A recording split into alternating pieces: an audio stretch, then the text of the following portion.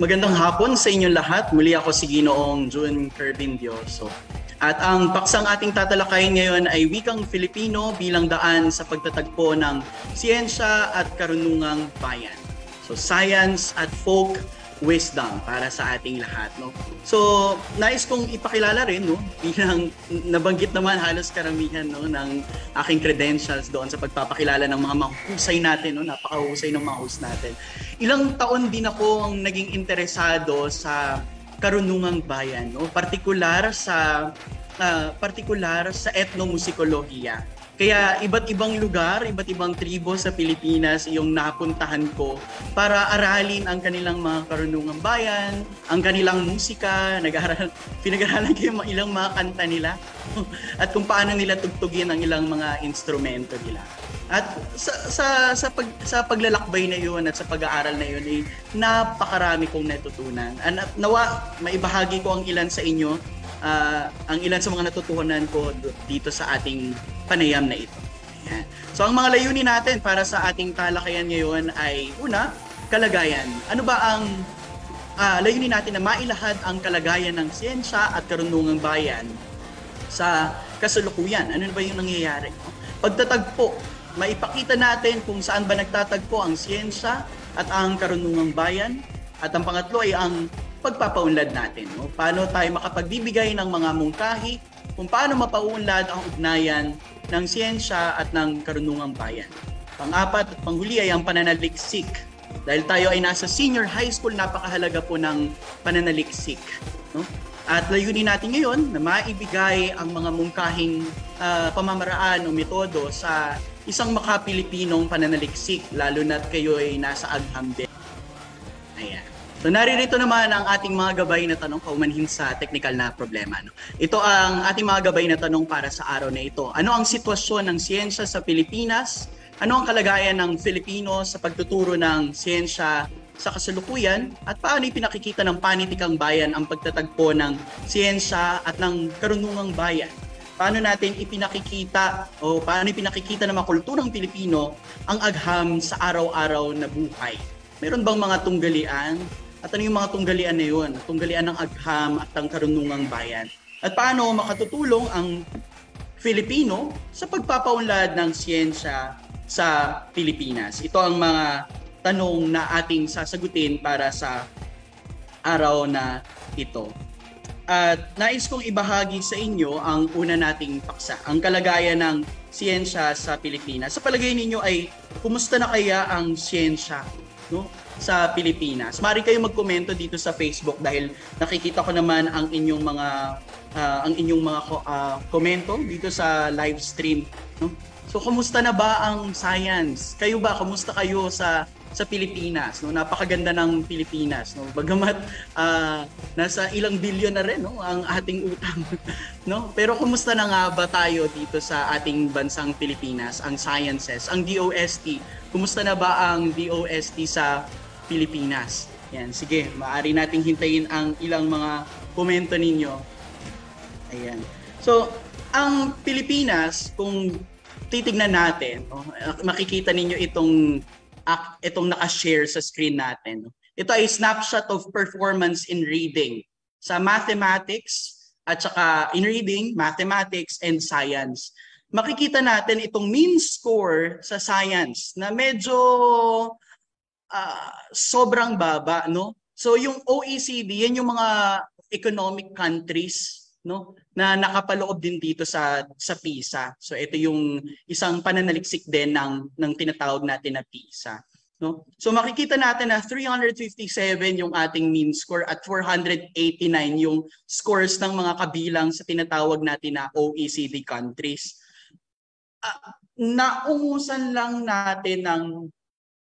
Sa katunayan, naungusan lang natin yung Panama ng isang puntos lang, no? At ganyan kababa pa yung ating skills sa science. Marami ang nasa level 5 and 6 pa pagdating sa sciences, no? Kaunti lamang, halos nasa 12% lang yata yung nakarating sa mas mataas na antas, no? Yung nasa level 2. Pero walang above talaga. Wala talagang superior talaga sa pagdating sa sciences. Yun ang nakalulungkot. Well, ito ay 2018 at hanggang sa ngayon ay hinihintay pa natin ang panibagong resulta mula sa PISA. So itong PISA ay isang pagsusulit, no, na isinasagawa sa mga 15 years old na mga estudyante. Siguro ang ilan sa inyo mga senior high school, meron pa bang nasa 50 years old sa inyo? Ayan, siguro meron pang iilan na nasa 15 years old, no? So, ito ang isa sa resulta, snapshot of performance pagdating sa sciences, no? Marami pa rin ang kinakailangan na mapagtuunan ng pansin pagdating sa agham, no? At mapalakas syempre yung sciences dito sa Pilipinas. Isang ano din, no? Isang resulta pa, hindi na to resulta. Ito na ay budget ng Pilipinas, no? Ito ay proposed budget na makikita natin sa Department of Budget and Management. Noong 2022 nasa 19.7 at sa 2023 ang proposed budget ay 19.3. Makikita natin yung billion pesos na proposed budget ay bumaba pagdating sa science and technology. Well, nakatutuwa ba na bumaba ang funding para sa sa science and technology? Hindi, no? Hindi nakatutuwa na bumababa ang funding para sa science and technology. Ito ay sa DOST, no? Ibig sabihin niyan, kung bababaan natin ang funding para sa DOST, hindi na ganun karami yung mga magiging scholar natin. Yung sa research and development, no? Hindi na rin ganoon karami yung mga mapupuntahan na researches, no, pagdating sa ganitong klaseng maliit na budget. Okay. So, yan ang isang resulta din. Pero kaya sa kabila niya, no, nasa 50 plus ang ranking natin, no, sa international pagdating sa development, sa pag-create ng mga output, no. Magaling pa rin ang Pilipinas when it comes to discovery. At sana, no, mas malaking budget kasi kung mapapansin natin dito sa budget na ito ay mas mataas pa rin ang defense, no? Mas priority natin ang defense, no? Ang pagbili ng mga panibagong helicopter, no? Ang pagbili ng mga panibagong mga baril, yan ang pinagtutuunan ng pansin ng ating pamahalaan, no? At hindi ang research. Sa Singapore, malaki ang budget pagdating sa research, ganun din sa Japan, no? Research and development. Yung mga tinatawag natin na mga first world countries, ang isa sa pinakamalaking budget talaga nila ay research, science and technology, yung advancement talaga ng society. Yun talaga ang may pinakamalaking pinagtutuunan ng pansin, no? So, ito ang Pilipinas. Yun ang kalagayan natin. At ngayon, napakalaki ng utang ng Pilipinas. At ngayon naman ay talakayin naman natin, ano naman ang kalagayan ng Filipino sa Pilipinas. Hindi lang yung mga Filipino, actually yung paksa ng Buwan ng Wika, napakaganda ng paksa ng Buwan ng Wika. Ito ay Filipino at mga katutubong wika. So, kasangkapan sa pagtuklas at paglikha. Hindi na lang natin iniiwan ngayon yung mga katutubong wika. Hindi na natin iniiwan ang mga katutubong wika dahil kasabay ng pag-unlad dapat ng Filipino, ng national language natin, ay pinauunlad din dapat natin ang mga lokal na mga wika. Yun ang isa sa mga layunin natin sa Pilipinas, no? Paunlarin ang ating wikang pambansa. Makikita natin dito sa atlas ng mga wika ng Pilipinas, no, na nasa 175 plus 8, no, o nasa 185 plus ang mga wika sa Pilipinas. Sa mga wika na ito, kabilang dyan yung mga pangunahing wika natin. Ano ba yung mga pangunahing wika natin? Pwede nyo i-chat sa chat box kung ang wika ninyo ay kabilang sa mga pangunahing wika. Kanina yung isang host natin ay isang Kapampangan pala, no? No ka rin. No ka rin Kamakapaklan, saka nakatira sa Pampanga.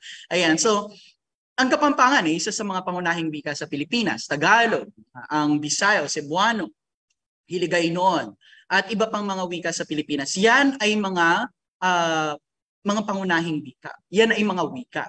Pag sinabi nating Cebuano, hindi po yan dialekto, no? Yun yung pagkakamali kasi ng karamihan sa atin, no? Tinatawag natin silang dialekto bagamat ito ay mga wika.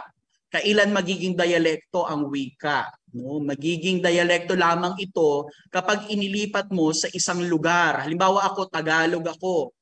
So Tagalog ay ang wika ko, hindi yun ang dialekto ko. Pero Tagalog Batangas, Tagalog Quezon, Tagalog Cavite, doon lamang siya magiging dialekto. Kaya kung mapapansin ninyo, 400 daw, nasa 400 daw ang mga dialekto sa Pilipinas. Ang nakalulungkot ay nasa 40 ang mga wika na nanganganib. Kumbaga, endangered na itong mga wika na ito sa Pilipinas. Yun na ang nakalulungkot, no? Na nanganganib na ang mga wikang ito. Yung Kapampangan, dahil nabanggit na rin naman natin yung Kapampangan, ang nakalulungkot din, ang Kapampangan, sinasabi noong 2018 sa isang pananaliksik na nanganganib na rin kahit ang Kapampangan o may tanin ang buhay ng Kapampangan land. Na ilang taon na lang daw, parang nasa 50 years, kung hindi aagapan ang Kapampangan language ay baka ma-endanger na rin ang Kapampangan language. Kaya gayon din sa sa Bicol, ang wikang Bicolano. Paano nagiging sitwasyon sa mga probinsya natin? Dahil ang Pampanga ay nakalocate dito, nandito bahagi ang Pampanga, no? Nandito sa bahaging ito ang Pampanga region, no? Ayan, ang Kapampangan.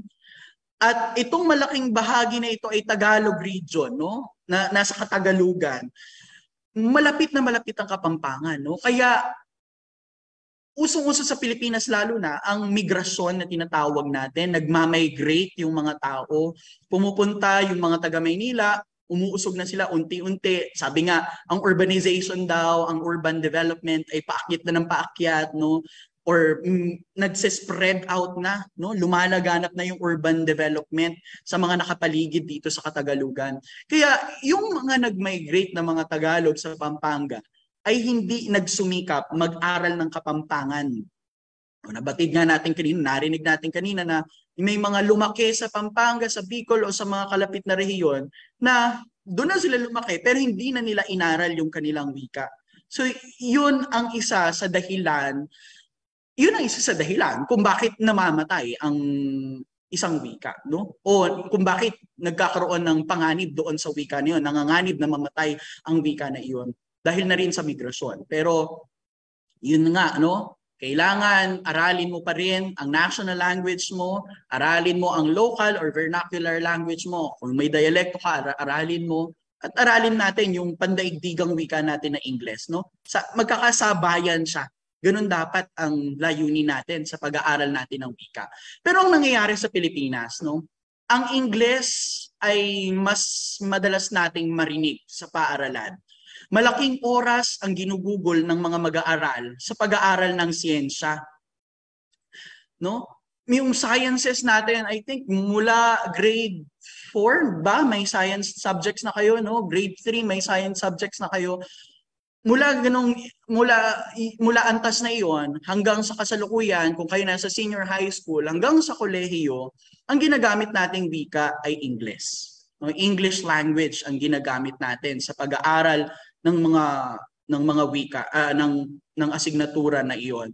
Hindi natin ginagamit ang wikang Filipino, halimbawa sa pag-aaral ng sciences, o hindi natin ginagamit ang katutubong wika sa pag-aaral ng science or ng math.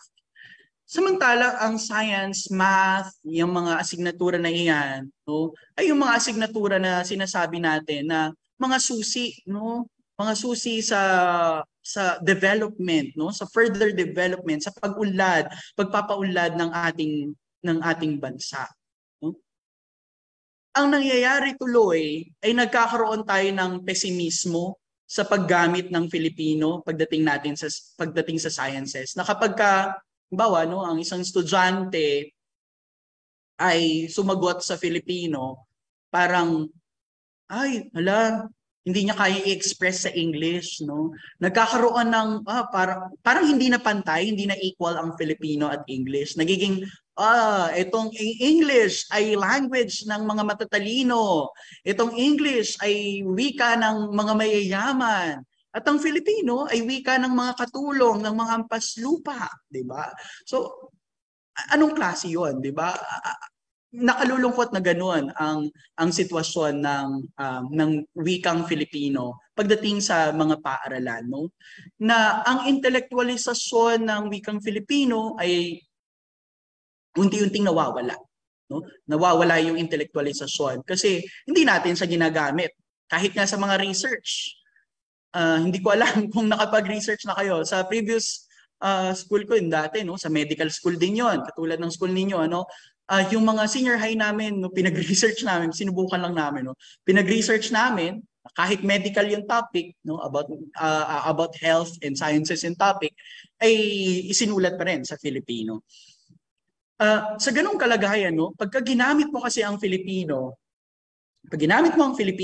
sa mga paksa, sa mga asignatura katulad ng Ingles o ng matematika, sa pagpapaliwanag ng mga konsepto na ito, ay nai-intellectualize natin yung isang wika. No? Isang hakbang yon sa intellectualization ng ating wika.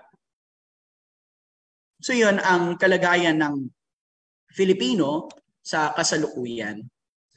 Bukod doon, no, nagkakaroon din kasi ng stigma, no, sa katutubong wika. Nabanggit natin kanina na yun nga, no, na ang paggamit daw ng English, no, pangmayaman, pangmatalino, samantalang ilang percentage lang na ang mga ilang porsyento lang yung mga gumagamit talaga ng English kahit sa tahanan. Nasa 1 to 2% lang sa buong populasyon ng Pilipinas na ang English ang kanilang first language, no, na ang kanilang wika, unang wika.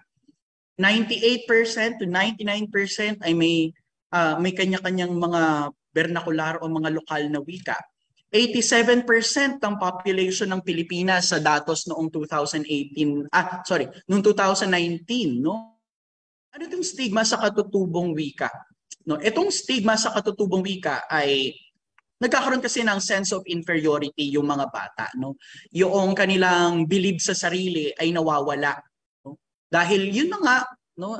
Dahil ang pagtingin nila ay English, ay wika ng mga matatalino.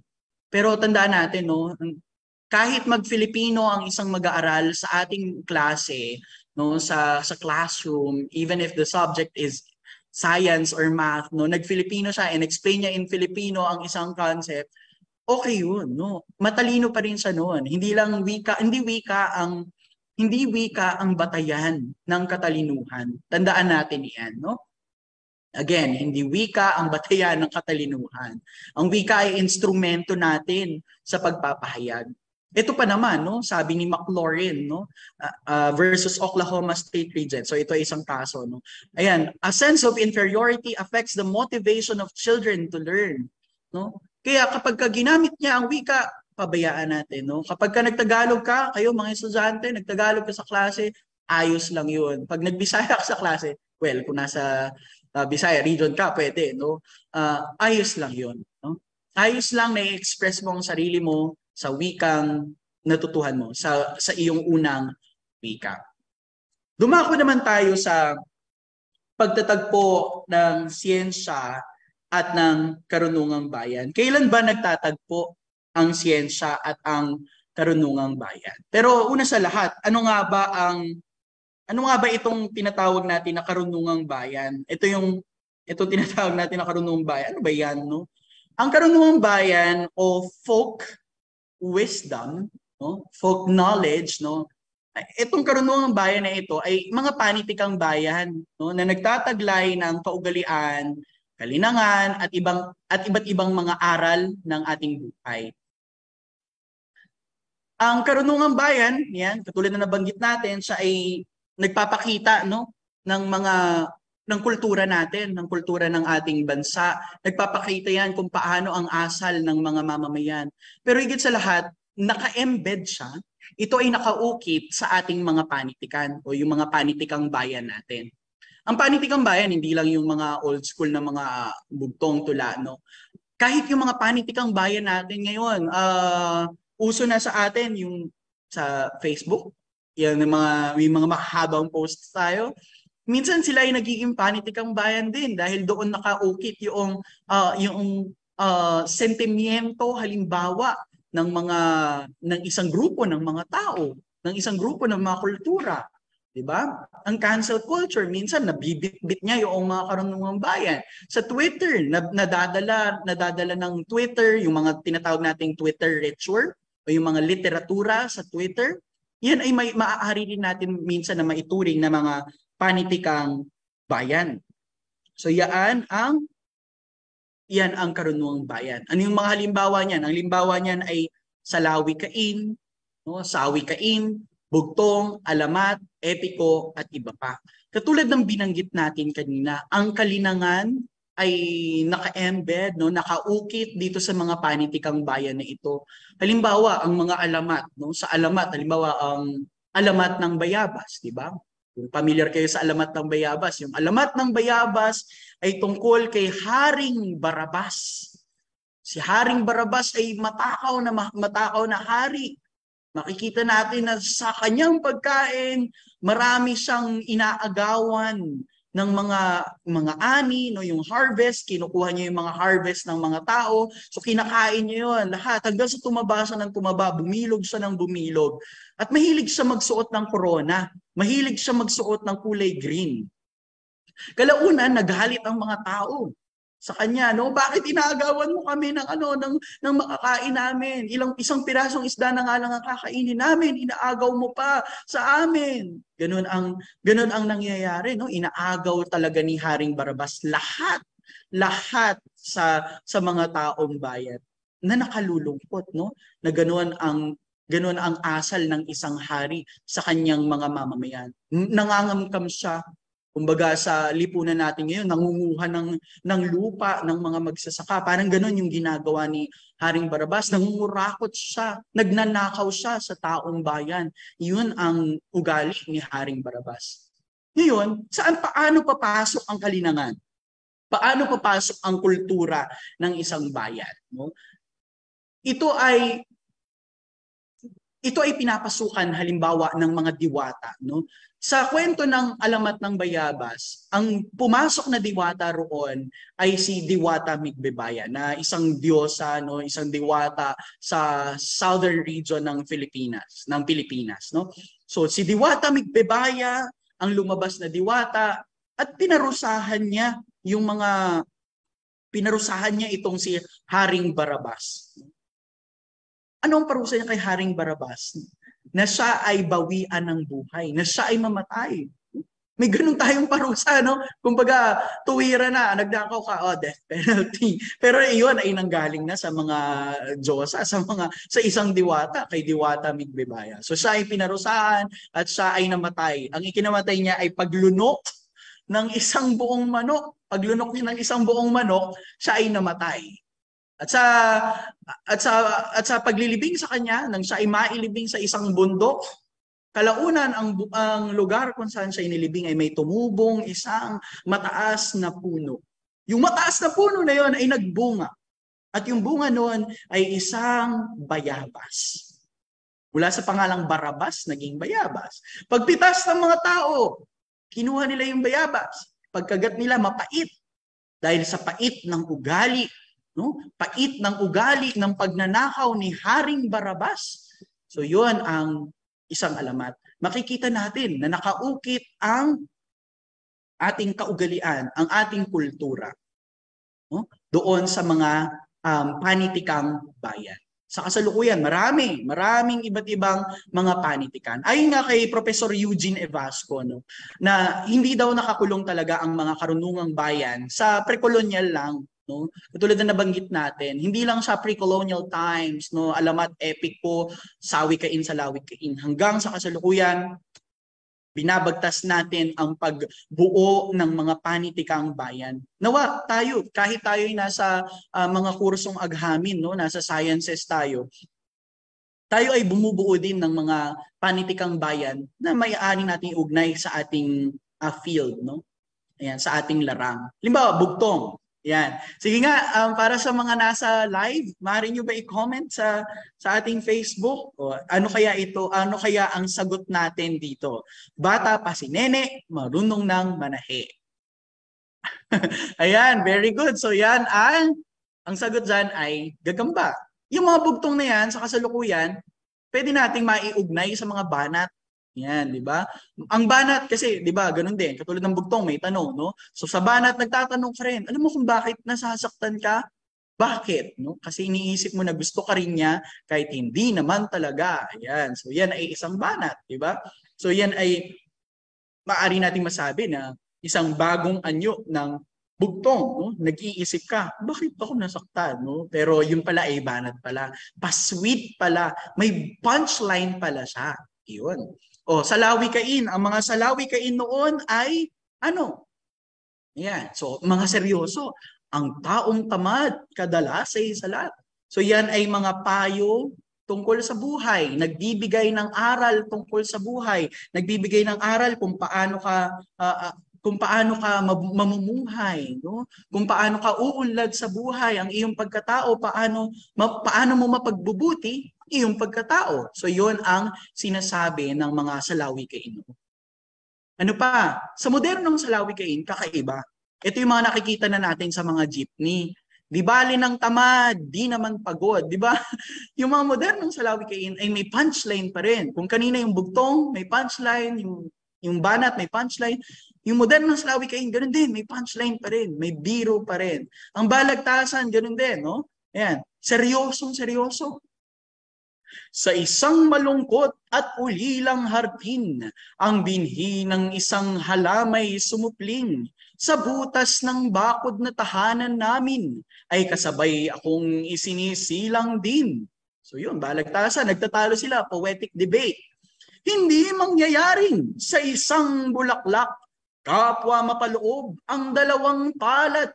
Kung ikaw at ako'y kanyang tinatanggap, nagkasagi sana ang kanilang pakpak.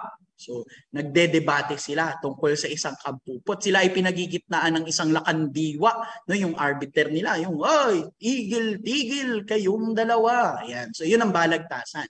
Poetic debate. Sa kasalukuyan, itong balagtasan, ito para sa akin, ang flip top ay maaari nating maituring na balagtasan. Yun nga lang, ang dinedebate kasi ng iba, no, ang argumento nila, bakit hindi daw tula ang flip top, no? Kasi nga puro sa mura, no? Puro mura, puro panlalait ang flip top. Pero kasi ganito 'yan. Kung ang mga panitikang bayan tulad ng balagtasan noong unang panahon ay puro kagandahan, no, bulaklak, bubuyog, paru-paro, puro kagandahan, yung klasisismo at romantisismo noong panahon na ito ang kanyang sinasalamin kasi. Samantalang sa flip top, ang sinasalamin ng flip top ay yung modernismo at dekonstruksyon ng lipunan. Binabasag ng flip top yung dating beauty, kumbaga, no? Yung dating puro kagandahan, yun ang binabasag ng flip top. Tingnan natin. Pero tula pa rin siya eh. Tula pa rin ang flip top dahil may tugmaan sa yung mga linya niya, may mga alliteration, pag-uulit ng mga titik, no? At may mga talinghaga, may mga figures of speech na ipinakikita.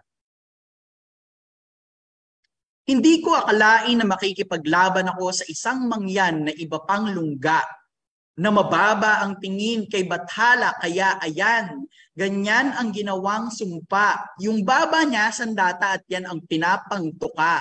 Sa sobrang haba niyan, pwede nang lagyan ng isa pang mukha. Ganyan.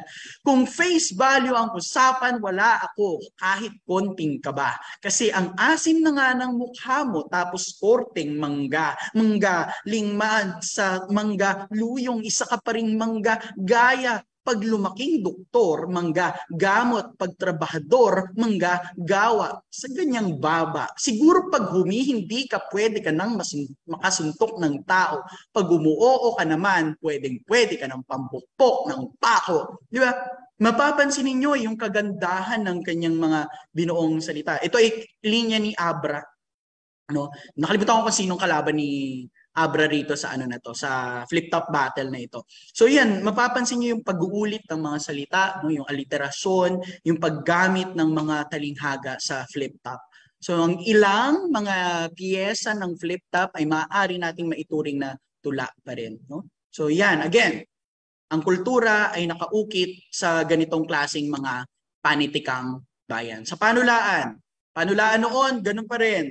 Klasisismo, tradisyonal, republika bagay itong busabos ka ng dayuhan. Ang tingin sa tanikalay, busilak ng kalayaan. Kasarinlan bagay itong ang bibig mo'y nakasusi, ang mata mong nakadilat ay bulag na di mawari. So yan ay republikang basahan. No? So mapapansin nyo yung tugmaan, yung sukat ng isang tula. Sa kasalukuyan, spoken poetry ang maaari nating panitikang bayan na maitumbas dyan. Ito ay isang piyesa. Siguro familiar kayo dito sa piyesa na ito. Ito ay isang piyesa na tinula sa isang political rally na ang sabi ng mga tao ay ninakaw daw nung mga tumula itong piyesa na ito doon sa original na author. No? Ayan. Kung ang aming mga magulang ay nabusalan ng bibig gamit ang 500, ibahin ninyo kami. Pupunitin namin sa inyong harapan ang papel ng pandaraya at isisigaw namin sa bayang bulag ang aming paniniwala. So, yan ay isang spoken poetry. Ganun din naman, ang ilang tula, ang ilang spoken poetry ay poetry talaga, tula talaga, dahil pasok sa elemento ng panulaan. Ang ilang spoken words ay words lang talaga, mga salitang sinabi lang talaga, na hindi natin maaaring maipaloob sa panulaan, sa poetry talaga.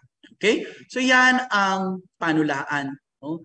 Yan ang spoken poetry. Mababatid natin, makikita natin yung culture, yung kultura na mayroon tayo sa Pilipinas dahil yun ay nakaukit sa mga panitikang bayan. Ang dating klasikal, ang dating romantiko, no, ang dating tradisyonal at structuralist na mga literatures ay ginagawa na nating biro. Ang mga dating seryoso ay ginagawa na nating biro. May term tayo na ginagamit sa katunayan, no, pero ito ay medyo politically incorrect, sabi ng iba, no?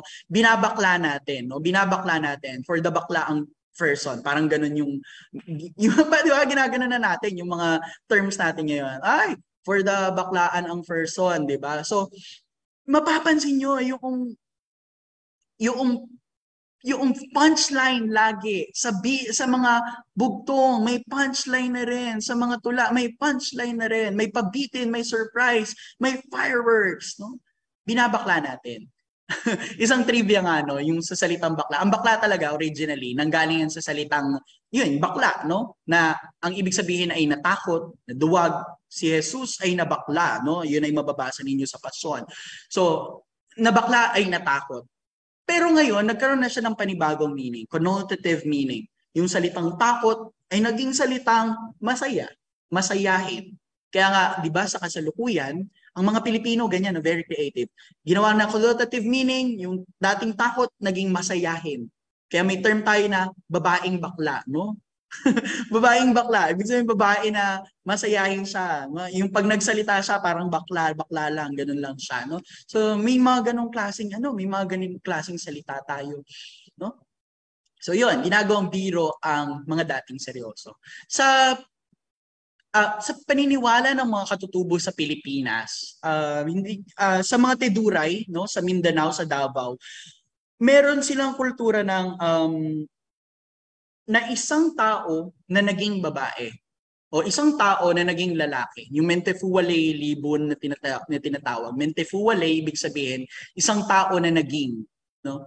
So kung pag-aaralan natin ang kultura natin, sa pre-colonial, may concept na tayo ng may concept na tayo na ganyan na babae na naging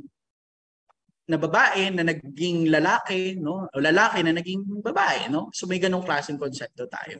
So yung pagbabago ay likas sa kulturang Pilipino, no? Yung ganong klaseng konsepto na hindi fix ito, hindi siya fix na lalaki lang, hindi siya fix na babae lang. May progreso, may pagbabago. Katulad ng nangyari sa mga panitikan natin. Sa Lawikain, Hindi siya fix na seryoso lang forever habang buhay. Iyon ay maaaring magbago dahil yan ang daloy, no? Yan ang agos ng kulturang Pilipino. Yun ang mayroon tayo. Sa mga panitikang bayan na ito, pinipilit na ipaliwanag ng mga karunungang bayan ang mga bagay na hindi natin maipaliwanag. No? Halimbawa, itong usog, itong balis, no? O nabuyagan. Itong usog, balis o buyag, no? Buyag ay sa Bisaya, no? Nabuyagan, no? Usog or nabati sa mga Tagalog. Itong usog ay konsepto natin, no? Konsepto nating mga Tagalog. Dahil tayo ay naniniwala sa loob. So ito ay isang konsepto ni Enriquez, ni Berelio Enriquez sa kanyang Psikolohiyang Pilipino, no? Na meron tayong loob at yung loob na yun nandoon ang ating kaginhawahan, no? So yan, yung bata na yan, so yung hinahawakan niya na yan ang kanyang loob. At dyan sa loob na yan, nandyan ang kanyang kaginhawahan. Naniniwala tayo sa psikolohiya natin bilang mga Pilipino na ang kaluluwa natin ay nakalinya sa ating gulugod or yung sa spinal cord natin. So yung kaluluwa natin, nakaline doon sa spinal cord natin. Straight na straight. Nakatutok sa araw. At ang sinisimbolo ng araw ay ang bathala. No? Yung bathala na yun, siya nagbibigay sa atin ng init, no? Nagbibigay ng buhay, ng kaginhawahan. Dahil yung bathala na yun ay source ng ating buhay. Dahil eternal creator yung ating bathala. No? Diyos na walang hanggan yung bathala natin. Ngayon, yung loob natin na yan, yung kaluluwa na nakalinya sa spinal cord o gulugod, kapag yan, pag ikaw ay may lumapit sa iyo na gutom, no? Gutom, yung ginhawa niya, yung loob niya hindi maayos, masama ang loob niya o kaya madumi ang kanyang kalooban, di ba? Di ba? Yung mga loob na yan, no? So pagka ganun ang lumapit sa iyo at nabati ka niya, yung kaluluwa mo na naka-align sa iyong spinal cord ay nadi-disalign. Yun yung term na usog. Nausog, 'di ba? Umusog yung iyong kaluluwa doon sa iyong spinal cord, no? So yun yung paliwanag doon sa ganyang klaseng mga paniniwala ng balis o yung usog na tinatawag natin. Ayan, no? So ipinaliliwanag ng mga karunungang bayan ang mga bagay na hindi mapaliwanag, no? Ano pa yung sinasabi natin kapag lalawayan na yung bata? No? Yun kasi yung para maibalik yung soul, para maging straight siya uli. Lalawayan, para maibalik yung soul, maging straight, ang sasabihin, puwera usog, no? Puwera usog, no? So yun ay isang karunungang bayan ulit. Yun ay bulong, no? Bulong o whisper, orations, orasyon. Yun ay karunungang bayan o panitikang bayan. So lalawayan para maibalik ang kaluluwa, ang ginhawa. Bakit pag nabalis ka kasi nabuyagan o nausog ka, magsusuka ka, magtatae ka, meron akong kakilala na usog siya o nabuyagan siya, nagsuka siya talaga tapos black yung vomit niya, yung suka niya. And ang tanging naging solution ay malawayan siya. Mapuwera usog siya. Yung salitang fuera ay Spanish word. Ibig sabihin labas. Fuera, no? Or outside. So lumabas na no? Panitikan pa rin. Dumako pa rin tayo sa panitikan natin, sa panitikang bayan natin. Makikita natin yung iba't ibang mga dragon sa panitikang Pilipino. Yan. Ito ay isang artwork ni Alfredo. Ayan yung artist. No? Nandiyan ang Minukawa, Bawa, Rimaonga, Tambanocano, Olimaw, Lawu, Sawa, Kedu, at yung Bakunawa. Bakunawa pa pala ang pangalawa sa pinakamaliliit, no? Nais ko ikwento sa inyo ang kwento ng Bakunawa. Napakaganda nito eh. Favorite ko itong tula ng Bakunawa. Actually, yung Bakunawa daw ay kumain ng 7 moons, no? Ng pitong buwan, no? Yung Bakunawa, bakit niya kinakain? Kasi dinadala niya sa ilalim ng dagat dahil siya ay nakatira sa ilalim ng dagat. No? So ito yung tula na aking isinulat na itinanghal sa isang paaralan. Nilamon ng Bakunawa ang unang buwan. Lalamunin ko ang buwan para lumiwanag ang ilalim ng karagatan. Lumiwanag sa kadiliman ng dagat, ngunit nalusaw ang buwan sa kanyang tiyan. Nilamon ng bakunawa ang sumunod na buwan. Bumaba sa kadiliman ng dagat. Ngunit paulit-ulit itong nalulusaw sa kanyang tiyan. Hindi alam ng banwa kung paano ito may iwasan. Nagkagulo ang buong banwa. Nilamon ng bakunawa ang mga buwan bawat gabi. Isa na lamang ang natitira, si Halia. Bumaba si Bathala at nilikha ang pagkakaisa ng banwa at ni Halia, ang sandata, ang pagkakaisa sa pamamagitan ng musika na magtataboy sa bakunawa. Ito ang dahilan kung bakit nagkakaroon ng eklipse sa kalangitan. So, balikan natin sinabi natin kanina, no? Ipinaliliwanag ng mga karunungang bayan, ng panitikang bayan, yung mga bagay na hindi maipaliwanag. Katulad nitong lunar eclipse, o eto, sa Minukawa, yung solar eclipse. Ipinaliliwanag sa pamamagitan ng pagkain ng mga mythical creatures doon sa mga ito. Ganoon din naman sa ibang mga panitikan, di ba? Sa Greek and Roman literature, mythology, ganon din nila ipaliwanag ang mga bagay, no, sa pamamagitan ng kanilang karunungan at panitikang bayan.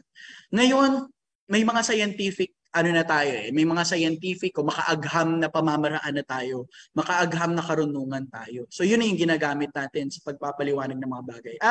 Lunar eclipse kasi ganito yung nangyayari, no? Solar eclipse kasi ganito yung nangyayari. Unawain natin, bakit ba ganito ang mag-isip ang mga Pilipino? Unang katangian na nabanggit natin kanina, yung pagbabago ay likas sa mga Pilipino. Yung noon at ngayon, maaaring magbago. Yung isang bagay ay hindi stable, hindi siya nakapirme. Maaaring sa future magbago siya. Isang katangian pa, no, ito ay ayon kay Professor Felipe de Leon. Ang Pilipinas daw ay parang theater laboratory, no? Mahilig tayo mag-express ng ating sarili. Kaya nga tayo mahilig mag-karaoke, mag-videoke. Kasi pagka nag-videoke ka, humawak ka ng microphone, kakanta ka, no? Magaling ka talaga kumanta, makakaawit ka talaga, no? Ang mga Pinoy kahit sa Amerika, kahit sa Mudalhen, magaling kumanta. No? Kasi marami tayong enerhiya sa pagtatanghal, no? At yung pagiging mapagpahayag para sa ating mga Pilipino ay malusog para sa atin. Kung expressive ka, kaya nga tayo pag may kaibigan tayo na mag-isa, no? Diba, uy, bakit ka tahimik? Bakit ka malungkot? Bakit ka ganyan? No? Gusto natin na mag-express siya. Kasi feeling natin kapag tahimik ang isang tao, characteristics natin mga Pinoy yan, pag tahimik ang isang tao, may problema siya o masama ang pakiramdam niya. Again, babalik tayo ulit dun sa sa pakiramdam, sa pandama. So tayo ay very expressive at gusto natin na bawat isa sa atin ay expressive din. No? Kaya nga may mga may mga kababayan tayo na kapag sa sobrang napaka-expressive, kapag nagalit, nagwawala, 'di ba? O eto si Mang Boy, no? Si Mang Boy na may hawak na samurai na naging meme siya sa Facebook, no? For the meme ang Mang Boy natin, no? So ganun ang nangyari kay Mang Boy. Naging meme siya kasi nagwala siya talaga. Galit na galit siya. In-express niya yung sarili niya. No?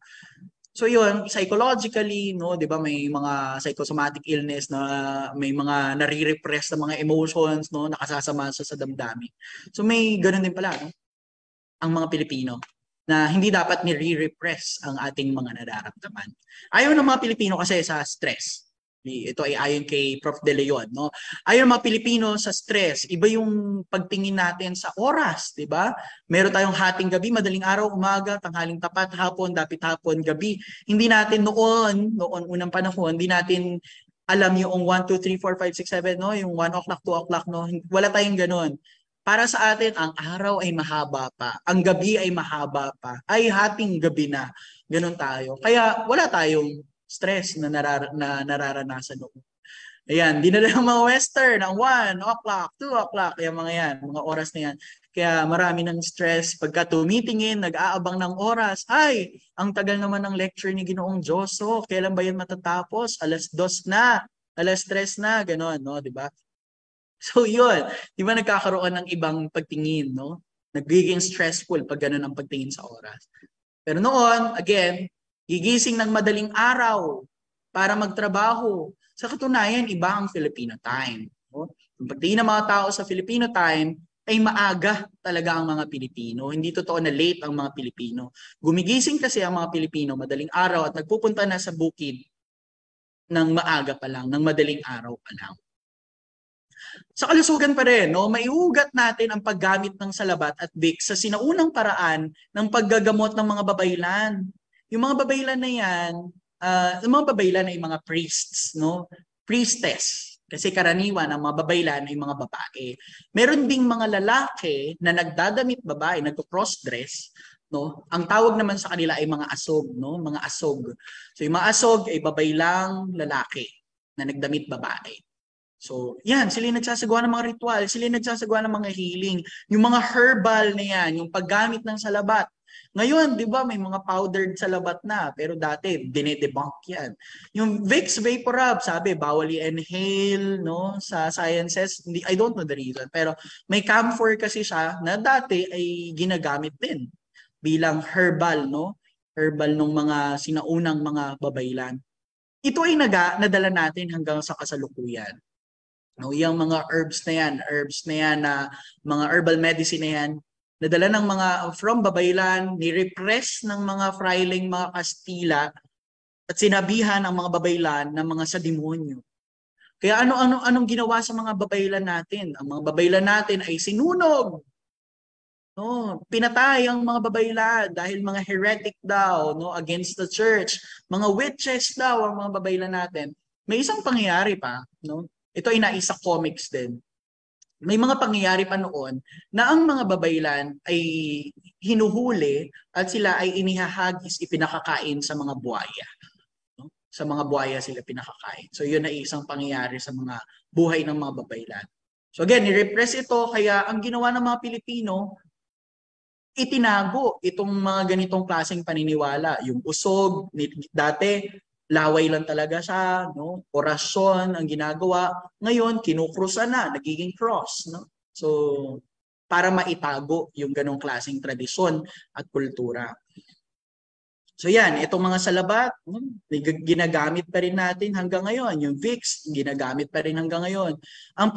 Ang panggagamot kasi noon ay holistiko. Itong panggagamot ng mga babaylan ay holistiko. Yung utak, pinagagana. Yung katawan, pinagagana. Ito yung isang paniniwala din ng panghihilot, di ba? Sino nakaranas na magpahilot dito? Ako, mahilig ako magpahilot ng native na hilot, natibong hilot. Talagang sa yung mga mga sikat na mga hilot-hilot dyan, massage parlors, parang hindi sila effective. Yung mga manghihilot na magagaling, yung mga native talaga. Yung mga pagkahinilot ka, dumidighay pa sila, di ba? So, anong paniniwala natin dyan? So, pagka ang touch para sa mga Pilipino ay malusog din, no? Nagdudulot din ng kaginhawahan, ng maayos na pakiramdam, kaya gusto natin na hinihilot tayo, na hahawakan tayo. Ang parents natin, gusto natin na hinahag tayo, na kapag may sakit tayo, hinag ka, gagaan ang pakiramdam mo. So yun ang isang epekto ng hilot, yung sense of touch, no? Anong relasyon niya sa Nazareno, no? Sa Nazareno, 'di ba, yan ay pananampalataya, debosyon ng mga Pilipino, no? Sila ay pag nagsama-sama, no, ayan, nagkakadikita, no, touch pa rin, no, sense of touch pa rin. At yun, kaya yung mga may sakit, no, halimbawa masama ang pakiramdam, maggagaling sila paglabas nila doon kasi yung touch again ay nakakapagpagaling.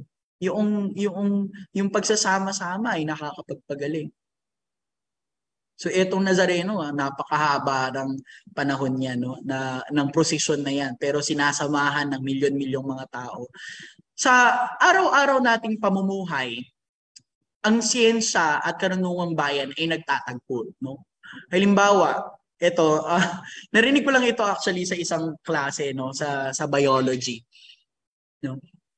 Yung morphological taxonomy, hindi ko alam kung alam niyo, no, yung matutukoy mo ang isang insekto, ang isang isda, depende sa kanyang morphological structure. Ang mga nanay natin, ang mga tatay natin na mahilig mamalengke, magaling sila sa morphological taxonomy. Na ang isdang ito alam nila kung tamban. Alam nila ito kung ito ay espada. Alam nila kung ito ay kung ano mang bangus ba yan o tilapia man yan o galunggong yung isda na yan.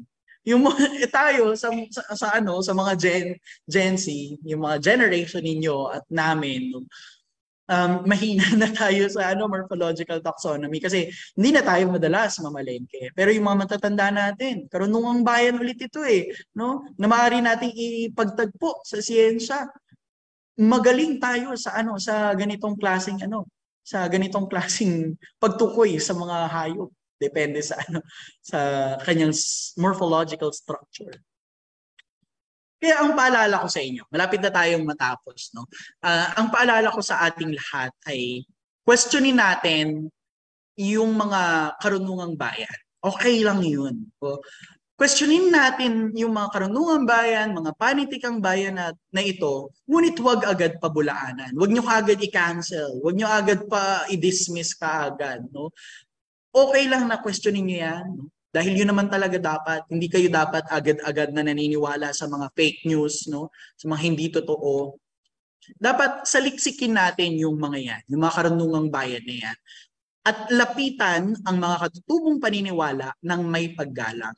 Halimbawa, itong dalawang paniniwala na ito, yung pagtulog na basa ang buhok, na kapag raw ikaw ay natulog, na basa ang buhok, mabubulag ka raw. O kung hindi man, mababaliw ka raw, no? So yun yung karunungang bayan doon, yung paniniwala noon ng mga matatanda. Baka may reason siya kaya nabulag siya o naging baliw siya. No? So sabi nga hindi talaga nagiging baliw, no? Ang nangyayari kasi diyan, natatangle, nagbubuhol-buhol yung buhok. Kaya pagising ay mukhang baliw, no? Mukhang loka-loka yung natulog na basa ang buhok. Yun lang naman yung reason noon, di ba? Ang babaw ng reason, panakot lang talaga siya na huwag kang matulog ng basa ang buhok. O kaya itong pagtatahi, pananahi ng gabi. Kasi noon daw, ang mga nagtitinda ay mga inchik, mga Chinese, no? Na nagtitinda ng mga needles, mga karayom, ang mga Chinese, no? At ayaw nila na binibilhan sila ng needles kasi masyadong maliit at maliit daw ang mata nila, racist yun, no? Pero yun daw yung paliwanag, no? Ayun nila nagbebenta sila ng karayom sa gabi kasi mamalasin din daw sila. Hanggang natin yun, natanggap natin yun na huwag mananahin ng gabi, baka may mamatay. No? So panakot lang talaga siya. So again, saliksikin natin at lapitan ang mga katutubong paniniwala ng may paggalang. Respeto. Irespeto natin ang mga paniniwala na ito. No? Pananaliksik sa siyensya gamit ang Filipino. So ito ay I think ang huling bahagi na ng aking panayam. No? So hinihikayat ko ang bawat isa sa inyo siguro na kung pahihintulutan kayo ng inyong paaralan na mag-research kayo sa inyong field, no? Sa science, no? And sa health and sciences, no? Mag-research kayo pero isulat ninyo sa Filipino. Bakit ganoon? Bakit gusto natin na maisulat sa Filipino? Ayaw kasi natin na matulad ang mga research ninyo sa nakikita ninyong larawan dito, no? Ito ay mga thesis, mga dissertations na pinaghirapan ng mga siguro, mga teachers niyo na ngayon, professors niyo na ngayon, no? At mga graduates na natin na napupunta lang ang kanilang research sa basurahan at hindi na napakikinabangan. Ang goal natin lagi, dahil may subject naman siguro kayong research o pananaliksik sa Filipino or research sa kabuuan, ang goal natin lagi, yung research natin ay magamit, mapakinabangan ng mga tao. Mabasa ng mga tao. Hindi lang dapat tayo ang nakababasa ng ating mga isinusulat na mga pananaliksik. Ang mungkahi ko sa inyo ay bukod sa mga quantitative, no? Bukod sa mga quantitative researches ninyo, i-explore din natin, no? Sumulat din tayo ng mga qualitative researches, no? Mga kwalitatibong mga pananaliksik. At yung kwalitatibong pananaliksik na yun ay dapat na contextualized at tutugon sa pangangailangan ng mga katutubong Pilipino. dialogue, no? Isang dialogue na ginawa ng aming grupo sa mga mangyan sa Mindoro ay nitong July, no? Noong July, nagkaroon kami ng dialogue sa mga mangyan. At merong isang teacher doon na umiiyak, no? Umiiyak siya kasi teacher siya ng science, no? Science teacher siya. At ang itinuturo niya ay kaingin, no? Napunta na siya sa topic ng deforestation, ng kaingin. What's kaingin? Kaingin yung pagsusunog ng forest, no? Para mag-reforest naman. Yung itinuturo niyang kaingin na yun, pagkakaingin, ay masama daw. Ayon doon sa kanyang syllabus, ayon doon sa kanyang module na itinuturo. Masama ang pagkakaingin. Masama para sa environment ang pagkakaingin. Laging masama, masama, masama, masama. Pero sa pananaw ng mga katutubo, iba ang kanilang sciences. Iba dapat sa palagay ko, no? Iba dapat yung approach natin when it comes to science, iba dapat ang approach natin pagdating sa mga katutubo natin. Maging sensitive tayo sa culture nila. Maging sensitive tayo sa karanasan nila, sa mga nangyayari sa kanila. Umiiyak yung katutubo na yon dahil ang buhay ng mga katutubong mangyan sa Mindoro ay pagkakaingin. Isa pang pananaliksik na akin na isagawa na sumusuporta dito na ganun din, no? Ang mga katutubo naman na Aita sa mga Aita dito sa bandang sa northern part ng Nueva Ecija, ng Pampanga, no? Yan, yung mga Aita diyan ay ganun din, no? Nagkakaingin din sila. Sa katunayan, yung teacher nila na in-interview ko, para sila ay makapagklase, kaya tayo napakaswerte natin sa Lasal, no? Students, napakaswerte ninyo na may maganda tayong facilities para makapag-aral. Yung mga katutubong Aita sa northern part ng Philippines, no? Kailangan pa ni teacher na sunduin yung mga estudyante sa kaingin, no? Sa lugar kung saan nagsusunog ng mga puno. At dala-dala ni teacher ang blackboard. At doon sila nagkaklase habang nagkakaingin yung mga magulang ng mga estudyante na yun. Kasi buhay talaga ng mga katutubong Aita o ng mga mangyan na ito yung pagkakaingin. Ngayon, mapapatanong ka, ano ba dapat ang approach natin? Ano ba dapat ano ba dapat ang paliwanag natin doon sa kaingin? Dapat ba natin silang awayin, no? Maging antagonistic ba dito sa mga katutubo? Mali kayo, mga katutubo. Kami ang tama. Remember, tayo ang foreign doon sa kanilang culture. At isa pa, no? Ang mga katutubong ito, ang mga katutubong Pilipino, sila ang the best, no? Sila ang pinaka mahuhusay na guardians ng tradition, guardians ng ating culture, guardians ng ating environment. Kaya dapat ang approach natin sa kanila ay bukas, no? Be open. At kung may nasa liksik tayo tungkol doon sa kanilang kultura, may nakita tayong mali, o may nakita man tayo na makapagpapabuti sa kanilang kalagayan, ibahagi natin sa kanila, no? Hindi natin sinasabi na masama ang researches in English, no? Pero as much as possible, hangga't maaari, i-translate ninyo yung pananaliksik ninyo sa Filipino or sa vernacular ng tribe or ng katutubo na sinaliksik ninyo. Ito ay ang konsepto natin sa psikolohiyang Pilipino, yung loob na sinasabi natin kanina. Lahat tayo ay mga race, no? Mga sinag, race of the sun, no? Race o liwanag, mga sinag ng isang bathala. At yung bathala na yon, katulad ng binanggit natin kanina, ay isang eternal God, no?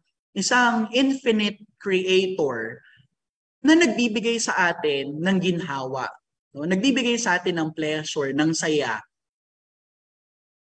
At huwag natin nawa hadlangan yung pagbibigay ng bathala natin, ng Diyos natin, ng pleasure, ng ginhawa sa ibang tao dahil lamang sa language barrier.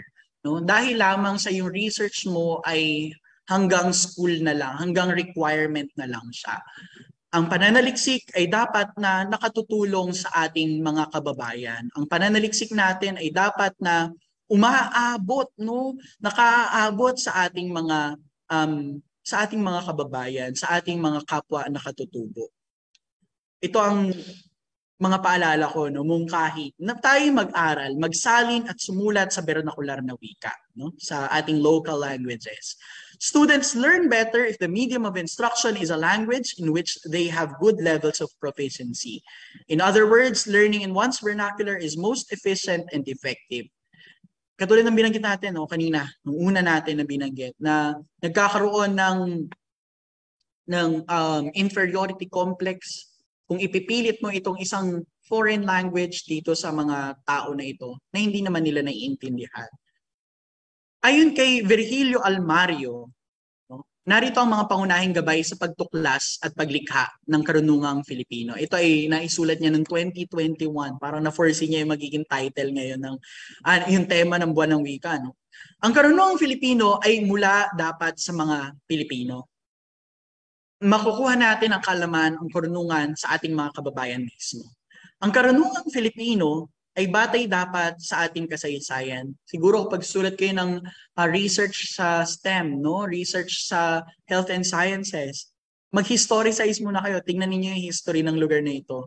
Marami na akong research sa sciences na nabasa na may ganitong klaseng approach. Nag-historicize muna sila bago nila pinaliwanag yung isang event, no? Isang phenomenon, isang pangyayari.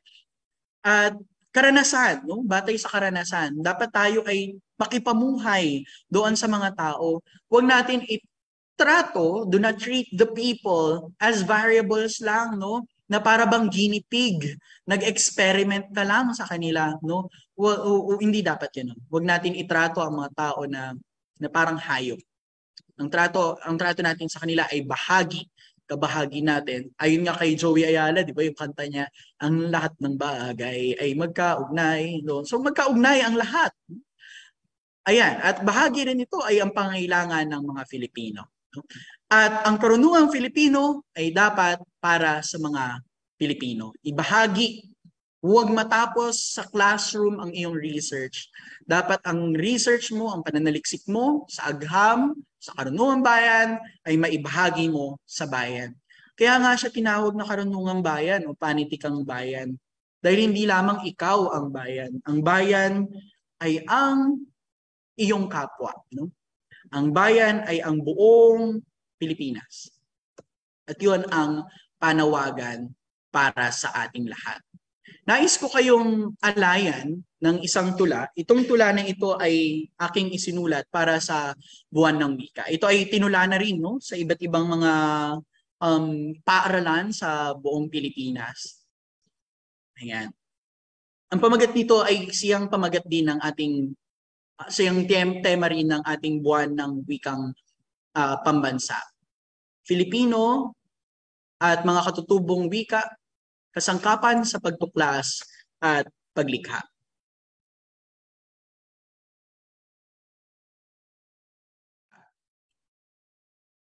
Ang wika, kawing-kawing ng kultura, gamit-gamit ng madla. Nililinang sa eskwela itong ating wika at ang kasaysayan kasama sa paglalakbay. Iginuguhit at inuukit ng bayan sa danas kasabay ang pagsasaysay ng kasaysayang isinasalaysay gamit ang wika. Winiwika sa pagbibigay saysay, kaya't huwag sasayangin kapag daka. Gintong yamang ito ay huwag ibaon sa limot. Malimit ng nilulumot dahil pinababayaan. Huwag matakot. Tuklasin ang katotohanan. Huwag maramot, ibahagi. Bagamat pulo-pulo ang bansa, lahat tayo ay kabahagi. Iisang bansa ng mga bihasa, hasa, magkaisa't huwag mahati. Pilipino, tuklasin ang itinatago nitong ating mundo. Nandito ang katotohanang dapat ng mahango. Pilipino, Filipino, likas ang talino. Ang totoo, hindi malayo at hindi nakatago ang katotohanang nagpapalaya. Kitang-kita, ngunit hindi hinahanap kaya malabo. Papaano? Laging sa malay at sa mulat, laging ipinauubaya. Kaya't wika'y tanganat, tena't humayo. Wika'y gamitin sa pagtuklas sa mga sagot, sa mga tanong. Pagkapantas na may likas na sa atin. Samahan ang pananaliksik ng talino't dunong. Problema'y tukuyin. Wika'y magagamit sa pakikipag-ugnayan, sa pakikipamuhay. Sa masa, masasagot ang problema, ang tanong sa iyong paglapit. Kaya kalaunan, ang sagot sa masay dapat matalakay. Paintelektual na tono'y huwag ipilit. Layo'y maunawaan. Magagap ng bayan ang sagot na iyong nahanap. Malutas ng natuklasang kalutasan gamit ang datos mong nakalap ang mga suliranin ng lupang tinubuan. Wika'y kasangkapan sa pagtuklas at paglikha, sa pananaliksik at paggawa. Diba, mas madaling maunawaan kung makikipanayam sa sariling dila, sa sariling wika, makipag-ugnayan sa mga mamamayang may mayamang batis ng mga tugon. Mga nailimbag na aklat, thesis, disertasyong nasa aklatan, malamang malaman ang laman, lumingon, lumikha ng mga kapaki-pakinabang na saliksik. Gamit ang wika, tumuklas at lumikha. Likhain ang pagbabagong mapanghimagsik. Gamit ang wika ng masa, sa masa iakma. Ang wika, ang sagot, ang katotohanan sa masa ihasik. Pilipino at mga katutubong wika, kasangkapan sa pagtuklas at paglikha. At dyan natatapos ang aking panayam para sa araw na ito. Muli ako'y nagagalak na ako'y inyong inanyayahan para sa panayam na ito. Naway marami kayong natutuhan sa aking panayam. Naririto muli ang aking mga naging sanggunian para sa araw na ito. Pasasalamat sa mga akda ni na Virgilio Almario, ni Arayata, ni Diana, De Leon Felipe. Napakarami ninyong matututunan kay Professor Felipe De Leon, kaya aralin ninyo ang kanyang mga akda at mga panayam. Nabanggit natin sa DBM at sa DOST. Kay Professor Eugene Evasco dahil siya ay isa sa mga pinaka-aral at mulat sa mga pananaliksik sa karunungang bayan. Gonzales et al. Sa Language Policy Making in the Philippines. OECD, yung nabanggit natin kanina, yung mga economic countries, kay Professor David Michael San Juan, kay Nick Tayag at Raul Reyes, at kay Michael Tan sa aking ipinaliwanag na usog, pasma at kulang. Muli maraming salamat sa inyong lahat.